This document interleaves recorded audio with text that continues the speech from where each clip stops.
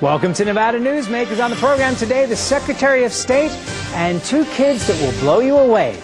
Andy Thompson has the rundown.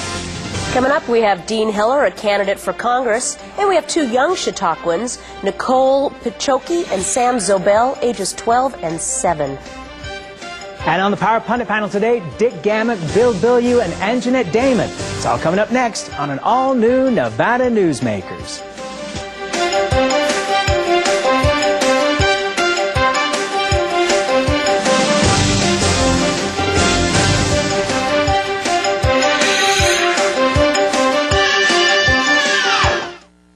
Nevada Newsmakers, brought to you in part by the Tahoe Reno Industrial Center, the world's largest industrial park, the resort at Red Hawk, and the Peppermill family of casinos.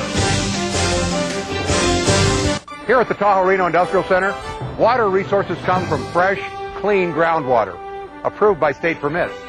The water is pumped from wells to million-gallon storage tanks and then distributed to TRI companies. Another amenity is our investment in a state-of-the-art wastewater treatment plant.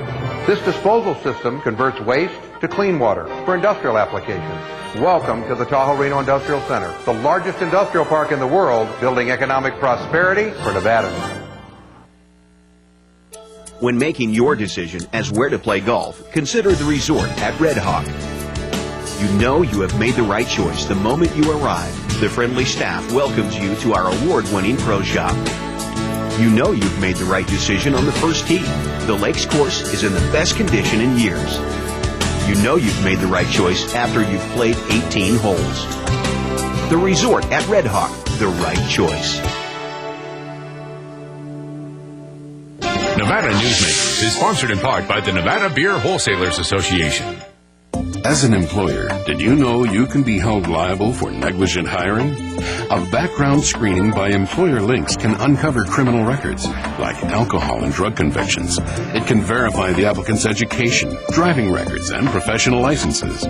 Employer Links can check civil records, registered sex offender records, and Social Security fraud. Hiring the right person shouldn't be a gamble. Call Employer Links. Employer Links, protecting your investment. So, who do you use for workers' comp? Pro Group Management.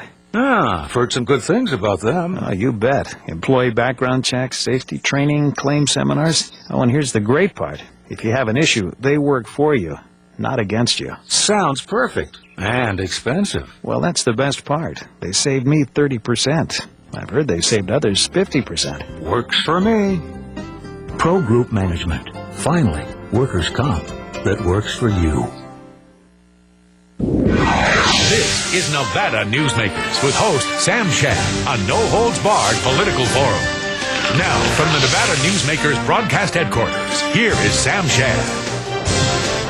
And we welcome to the program Nevada's Secretary of State, Dean Hiller, who's running for Congress in 2006. You know, this race has started so early. It has. Okay, too early. Last time you were on the show talking about this, we asked you, what your positions were. And the reasons why you were running. Right. And you said you were going to be thinking about those. Sure. So where are we now? Still got a year. Come on. I mean, why are you running? No, you're not just running for the job. Give you all the secrets that I have at this point. But no, give me a question. I'll answer your question if I have the ability to answer the question. Why are you running for Congress? Why am I running for Congress? Well, for a lot of reasons. Frankly, I can give you a list of reasons. I believe that every American ought to learn to speak English. I think that if you have problems in our educational system, you got to have somebody there that understands the problems and the issues, and you need to fix those. I have four children. I'll tell you right now, deficit problems, trade deficits. Trade deficits are huge. Budget deficits are huge issues. Okay, let's be a little specific here. Okay. So education. What do you want to fix with education? I think there's too much money, too much control out of Washington. I think that money needs to come down to the local areas. I think teachers, parents need to be more involved in the education process. And we keep moving. We keep putting layers after layers after layers, and the No Child Left Behind. I mean, how many schools in Nevada is failing the No Child Left Behind requirements here in the state of Nevada. And I So think, what are you going to do to fix that? But the issue is to be able to talk to leadership, be able to work in Washington with your colleagues and talk to them. How do we get this money down to the local level? Instead of building bigger and bigger bureaucracies back in Washington, D.C. to control the school districts here in Clark County and Washoe County, how can we figure out how to get that money down here to the local areas? So you've got to be part of those discussions, and you need to elect people that have that particular attitude. Okay, let's talk specifically. The Central American Free Trade Act just passed the House by 2 votes. Correct. Now, if you were a congressman, how would you have voted on that? I would have supported it. You would have supported it? I would have supported it. Let me ask you another thing. In 2003, Kenny Gwynn's proposed record tax hike of $830 million just split the Republican Party. Right. You were the Secretary of State, so you stayed out of the fray. So not necessarily. I mean, I did get involved. When there were fee increases in my office, to both committees on taxation, I sent them both a letter opposing the fee increases that were slated for the Secretary of State's office. How do you feel about the overall record tax hike of $830 million? Would have you supported that? I would have had a hard time supporting it, and I'll tell you why. Back in 1991, when Bob Miller was governor, and they had a similar situation where they had a record tax increase and a record budget increase. And at that time, I voted both against those taxes and against the budget itself. So I have a hard time believing that in 2001 my position would have changed. Okay. All right. Now, you've come out against basically the president's current plan with No Child Left Behind. No, I didn't say I was opposed to it. I just said we need to get some money into the local district so that we can achieve the requirements and the accountability that's required by it. Okay. And then you mentioned deficits. You have concerns about deficits. Okay, I have been concerned. I am a fiscally conservative person, and I am very concerned about the record debt that this federal government is running. How do you feel about the deficits? How do I feel? I think they're two of the biggest problems here in the state. Obviously, we have a war in Iraq, and that's huge. I think our borders are huge issues. But deficits, trade deficits, and budget deficits are big issues. I take a couple of my opponents, for example, that oppose all the revenues, but they vote for all the spending in the legislature, and I think that that's a little bit intellectually dishonest, not only on a local level, but also at a federal level. You can't continue to vote for more and more spending and then not cover the revenues for the spending that you just voted for. You got to be intellectually honest in this process, and that is we have a spending problem in this state and in this country. We don't have revenue problems. I was just sitting on the Board of Examiners with the Governor and Attorney Generals. We just sent $300 million back to the people through the DMV rebates. It's not a revenue issue that we have in this state. It's a spending issue. And not only is it a problem here in this state, but it's also a problem at the federal level. Oh, okay. I'm going to flip away. Okay. You know, where are you going to cut in the state? If you had the option. Well, give me the banter of or the mantle of governor, and I'd be happy to talk about some of those changes. But what I'm saying is that I support Tabor. I think Tabor is a very good idea, the direction that that's going to go. I think anything that restricts that kind of government growth. I mean, we had the largest budget increase, during the last legislative session, and one of my opponents voted for it, and I assume that both of them probably would have supported that very, very large budget increase. Sharon Ingle would have. She did. She voted for every major spending bill during the legislative session. Do you think you're going to be able to go to the Republican base and out fiscally conservative her? Well, I mean, she is so far in that direction. That's why you like Tabor. And the Club for Growth has provided the bulk of her funding. Right. And I think I find that entertaining. I mean, if you take a look at her reports, she takes 95% of her money from outside the state. 95% of the money that I raise comes from in the state. Now, the question the voters have to answer, the decision that they will have, do they want someone who's supported by special interests outside the state or someone who supports Nevada interests? Are those special Nevada interests, is that what? Well, they come from individuals. Remember, in a federal race, you don't get money from corporations, you don't get money from businesses, you get them from individuals. So the fact that I've raised over $250,000 from individuals here inside the state of Nevada, 95% of my money, versus Sharon, who gets 95% of her money outside the state of Nevada, I think that's a pretty a solid message there. Okay, let's talk about you know what? We're out of time. I apologize. We're out of time. We would love to have you come back many times more before we get to the primaries. Okay. But it's always a pleasure to see you. Dean Heller, Secretary of State. We'll be right back on Nevada Newsmakers after this. For a videotape copy of any Nevada Newsmakers program, call 775-857-2244. The tapes are $20 each, including shipping. My family started this business 27 years ago.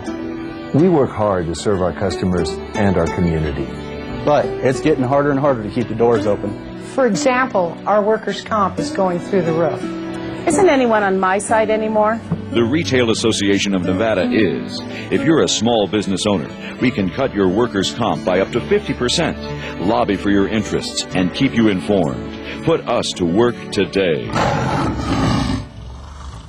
Reno's best dining values are all at one casino, the Pepper Mill. You can enjoy great savings on our popular specials. Pepper Mill's coffee shop offers daily lunch specials, low-carb dining, and all your favorite comfort foods. You'll find sensational lunch specials featuring Reno's freshest seafood, sushi, pasta, and more at Oceano. And early bird specials at Reno's Premier Steakhouse and Romanza Ristorante Italiano. The best values are at the Pepper Mill. Where are you dining?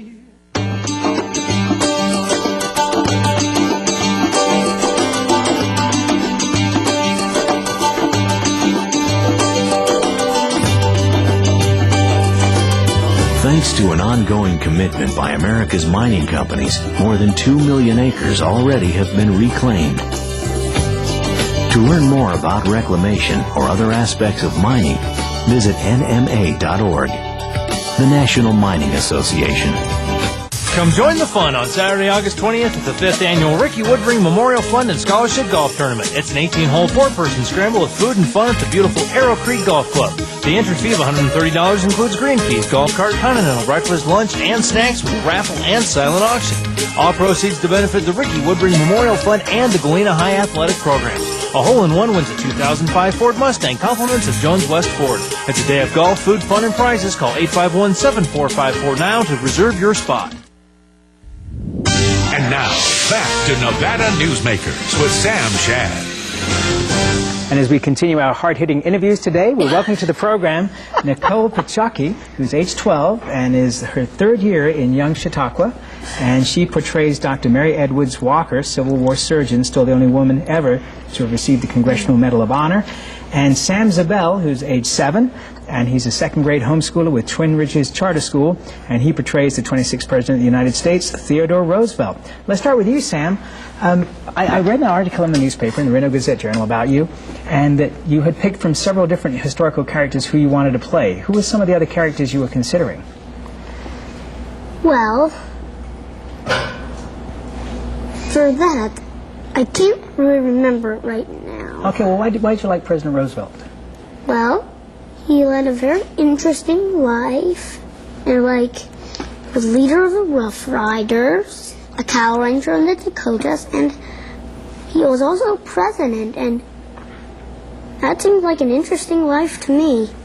He's actually one of my favorite presidents because of the starting of the Forest Service as well as the National Wildlife Refuge System, right? Right. Yeah. And now you picked a very neat lady, the only woman still to have won the Congressional Medal of Honor. Why did you choose this woman? Well, after weeks and weeks and weeks of research, I was kind of leaning towards this one woman who, for fun, shot Tories. And that's illegal now, isn't it? I believe okay. And then I came across this person, and I went, wow, she's really cool, and she fit into the theme so well that I just decided to do her. What kind of research do you guys do to look into the characters and understand kind of their persona and then how you actually portray them? Well, for one thing, there's a lot of stuff you can find on the internet and books, especially biographies and autobiographies. Also documentaries on TV like A&E. Oh, very cool. Sam, how do you research? Well, first I read some kid books to get an idea of what he did in his life. And then you start trying to get some stories, like the teddy bear or becoming president. And we also went to the Theodore Roosevelt Association website online, and they have good pictures of Theodore Roosevelt quotes. Okay, so most kids your age are at home playing video games, and I spent the weekend with Sean and Cody, who are 5 and 11, and they like their video games. This is something that most kids your age don't do. What made you interested in history? Yeah. Well, my Girl Scout troop actually won this award, and we went to a PBS award ceremony, and there were kids doing young Chautauqua performances. I think it was like a bicentennial theme. And I saw it and I went, whoa, that's really cool. And so then I got involved, and before I hadn't really been interested in like history that much, but now I'm like, history, cool! So. Now, Sam, do you practice in front of the mirror or something like that to practice what you're going to say at the speech? Well, I practiced in front of my mom and dad, but I never really did practice in front of a mirror. Now, what's it like when you've got the big crowd of people at the Young Chautauqua? Does that make you nervous, or are you comfortable answering their questions? Well, I'm comfortable being up there answering questions. For me, it's pretty fun. You're not looking at him as my replacement, are you? Well, it could be down the road here. He's got the potential. I would say so. He's a little almost as tall as me, too. Well, that goes without saying. Well, I think you guys are terrific, and I read the article about the Young Chautauqua program, and I was just curious to meet young people who had this great interest in history, and I think it's fabulous, and good luck to you both. Do you have new characters that you plan to play in the near future? Well, we don't really know what the theme is next year, but there's this Holocaust exhibit that's coming to Reno, and I volunteered to do that, so I'm researching Anne Frank. Oh, very cool. And you got any future plans here, Sam? Well, I'm not sure what the theme is either, but I'm thinking about doing Roy Chapman Andrews. And who is he? Well, he found fossils in outer Mongolia, and I think he was, like Theodore Roosevelt, a very interesting character. Well, I think you two always carried a knife and a revolver. He's just doing it for the props. I think our DA does the same thing here. No, I'm not. Well, listen, thank you both for coming on here, and we'll look forward to hearing more from you next year in the Young Chautauqua program. Yeah. We'll be right back on Nevada Newsmakers after this. This is Nevada Newsmakers. Since its creation more than a decade ago, the Southern Nevada Water Authority has focused on 3 goals: preserving water quality, improving water conservation in Southern Nevada, and meeting the community's current and future water needs. Through thoughtful planning, responsible management, and collaboration, it's succeeding.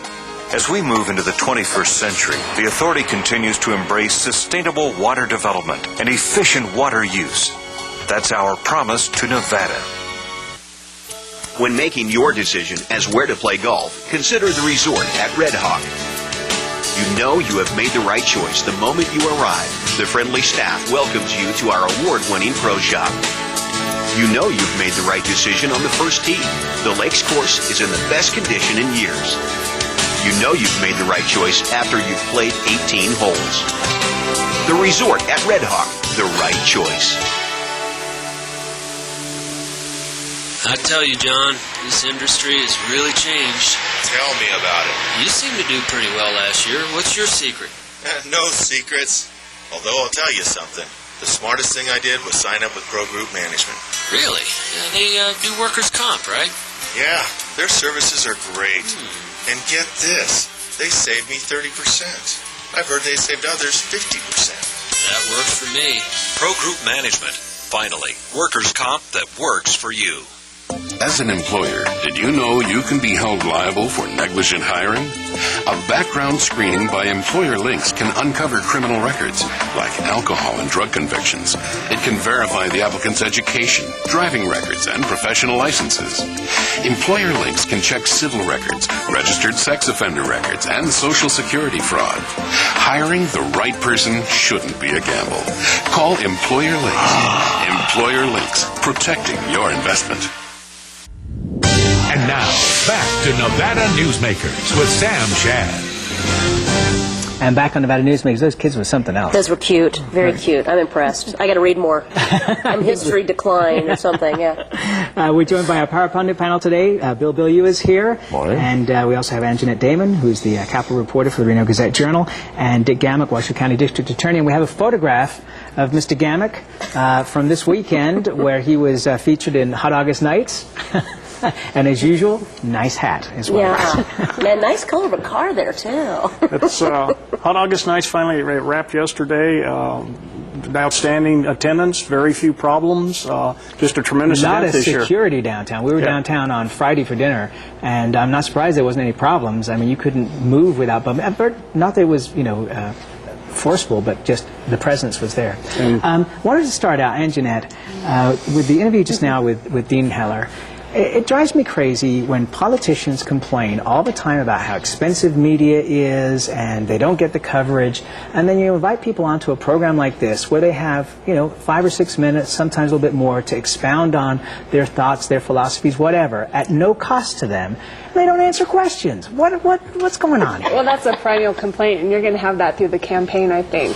I mean, it's difficult to get people to focus on the issues. It's really early right now. We just saw an editorial in the Reno Gazette-Journal about the governor's race, how they're sniping at each other rather than talking about the issues. And I think that'll probably carry on throughout the campaign. It's a disappointment, certainly. It's very unfortunate because you want them to get onto the issues and get off each other, but the ones who seem to get the dirtiest are the ones that win. Yeah. So electorate out there, wake up.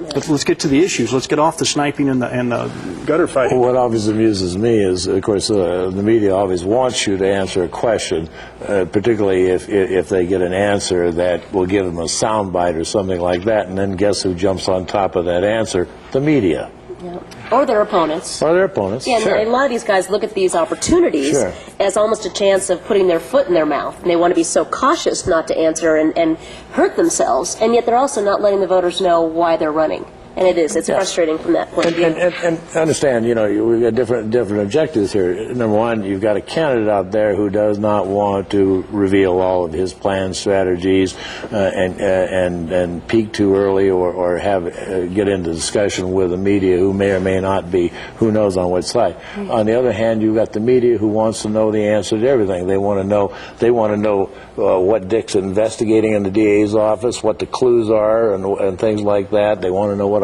what's on a politician's mind, what his stand is. Because that's what the natural dynamic that goes on. I have to say that we are asking questions so that people can know the answers, and it is the media's job to fully vet an idea that comes from a candidate as well as the candidate himself. So, yeah, we're going to ask questions from different people on that idea. And as a candidate, Dick's been a very successful candidate. You've got to be always constantly alert because, Sam, reporters can do things like what you did in the interview with Dean, which is give a false premise to begin with. Well, you opposed the No Child Left Behind Act, and he had to correct you on that.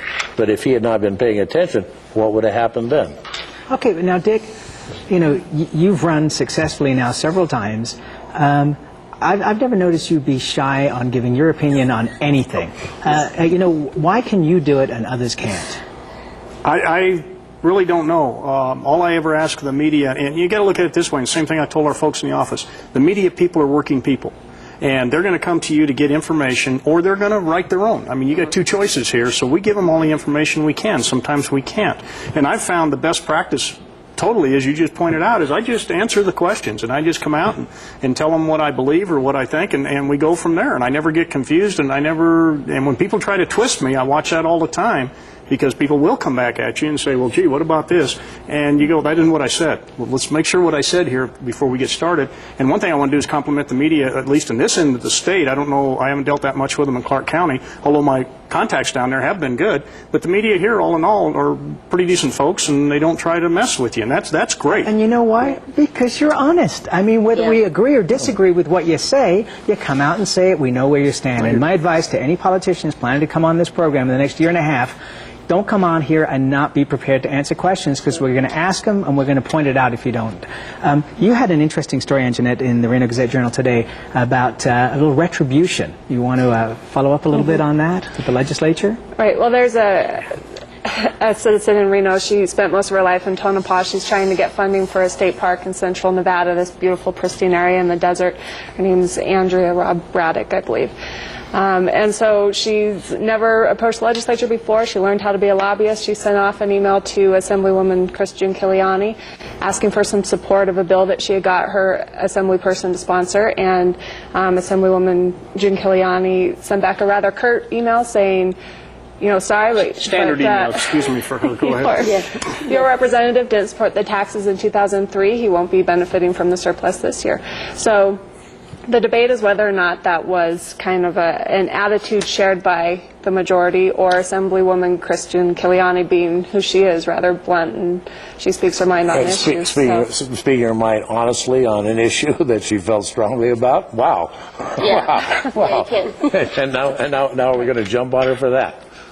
I'm not. No, I'm just wondering. But I think it's interesting that it points out that when you take stands at the legislature and you're in the minority, there's going to be payback, and that's exactly what occurred. Well, it points out that that is the way the dynamic of the legislature is, whether it's minority, majority, or whatever. If you take stands, you're going to make somebody angry, almost universally. Always. Yeah. But when partisan politics gets in the way of good public decisions, that's when there's a problem, and that's one of those cases. Well, that's been a problem forever. I know. It's the frustration of it, yeah. You know what the difference is, though, between the time Bill sat in the legislature and a few years ago and today is nobody would have come out and said that bluntly. Yeah. Well, you didn't support us, so we're going to burn you. Yeah, that's where we got to leave it. We're out of time. We'll be right back. Nevada Newsmakers, brought to you in part by the Tahoe Reno Industrial Center, the world's largest industrial park, the resort at Red Hawk, and the Peppermill family of casinos. High-tech companies demand perfect world amenities. They require clean, reliable power, state-of-the-art fiber optic communications, and clean water sources. In a perfect world, companies would have immediate access to rail and interstate freeways. There would be 4-lane expressways that shorten shipping times and provide convenient commute routes for valued employees. Well, the future is now, and it's here. Welcome to the Tahoe Reno Industrial Center, the largest industrial park in the world, building economic prosperity for Nevadans. South Reno's hotspot for food, fun, and friends is the Tamarack Junction. Play over 480 of the hottest slots and video poker games. Enjoy hot times and sizzling food specials at Sully's Sports Bar, Grill, and Nightclub. Watch your favorite game on one of our jumbo high-definition plasma TVs. Enjoy great food 24 hours a day in the Dining Car Restaurant. Or sample the best hot and cold sandwiches in the Whistle Stop Deli. The Tamarack Junction is your junction for fun. South Virginia and Amati Ranch Parkway. Yeah. My family started this business 27 years ago. We work hard to serve our customers and our community. But it's getting harder and harder to keep the doors open. For example, our workers' comp is going through the roof. Isn't anyone on my side anymore? The Retail Association of Nevada is. If you're a small business owner, we can cut your workers' comp by up to 50%, lobby for your interests, and keep you informed. Put us to work today. Don't forget, you can watch Nevada Newsmakers online at nevadanewsmakers.com. And tomorrow we have an extended interview with Jim Rogers, the now nonpartisan candidate possibly for governor. We'll see you tomorrow.